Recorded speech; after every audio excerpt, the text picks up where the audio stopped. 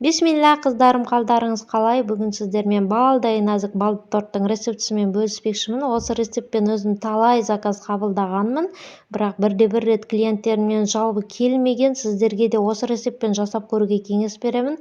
Егер таразыларыңыз болса, көздеріңізді жұмып жіберіп осындай жұмсақ медовый торт пісіріп алуларыңызға болады. Алдымен ыдысымызға осындай балымыз салып аламыз. Мен үнемі осы балды қолданамын. Үстінен бір пачка майымызды саламыз. Қалауларыңызға қарай пампушка, басқа да майлар жарайды. 180 грамм май саламыз. Майымыз осылай толық еріген кезде үстінен бір шай қасық ас содасын саламыз. Ас содасын салған кезде осылай көпіреді, мұқият болыңыздар. Қатты көпірген кезде отты өшіріп, осылай тоқтамай араластырып отырып көпірін кетіріп аламыз. Міне біздің балды қоспамыз дайын.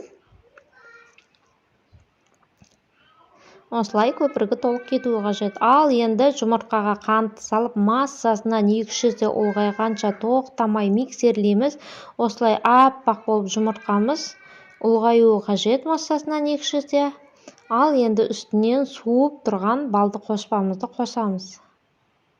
Балды қоспаны қосқаннан соң тағы да бір миксерлеп жібереміз. Екеуі толық араласуы қажет.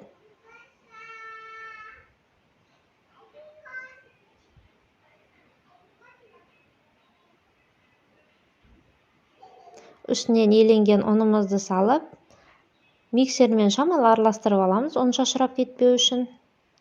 Ал енді миксерлеп бір келкі болғанға дейін толық миксерлеп шығамыз. Осындай қаймақ сияқты әп-әдемі теста дайын болады, достар. Бұл тестаны жаюдың мүлдем қажет жоқ, жаймай-ақ оңай-ақ 2,5-3 қасықтан осылай пергамент қағазына салып, диаметрін 24 см етіп, жұқалап жайып пісіріп алуларыңызға болады. Алдын ала қыздырылған пеште пісіріп аламыз. Бір келкі етіп жаюға тырысыңыз. Сол кезде корждарыңыз тіпті әдемі шығады. Міне дайын. Дәл осы тестадан 7-8 корж шығады. Негізі менде корж 8 штук шығып жүрген. Осындай жұмсақ әрі әдемі болады. Бұл корждарға кез келген кремді қолдансаңыздар болады, бірақ мен осы жолы заварной крем жасадым. Негізі медовый торттың сәнін келтіріп тұратын заварной крем деп ойлаймын. Ол үшін қантпен ұнды араластырып аламыз. Үстінен жұмыртқамызды салып, онымен толық араласқанша жақсылап араластырамыз. 3 жұмыртқа саламыз. Кейбір адамдар тек жұмыртқаның сарыуызын ғана салады, бірақ мен ақуызды да бірге салып жіберуді жөн көремін. Себебі ақуыздың өзі қалып қоюы мүмкін деп ойлаймын. Артық шығын шықпас үшін осылай бір келкі етіп барлығын араластырып алып, үстімізді аз-аздан саламыз. Осылай мен 3-ке бөліп қосып салып алдым.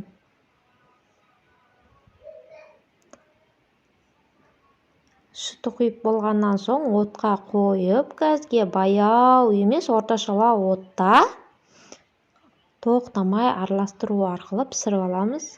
Міндетті түрде отыңыз орташа болсын, қатты болса түбі алып қалуы да мүмкін. Негізі орташа от болса да тоқтамай араластырып отырыңыз, себебі заварной кремнің түбі тез алынады да күйіп кетуі мүмкін. Сосын күйген соң түкке жарамай қалады, сондықтан тоқтамай араластырып отырыңыз. Жақсылап араластырып отырып, осылай крем қоюланған кезде үстінен 120-100 граммдай майыңызды, сармайыңызды салып жіберуіңіз мүмкін. Сонда крем дайын болады. Бүгін мен басқашалау етіп жасауды жөн көрдім. Заварной кремді бөлек ыдысқа салып алдым, ал жұмсақ бөлме температурасындағы сармайды бөлек ыдыста бір миксерлеп алдым.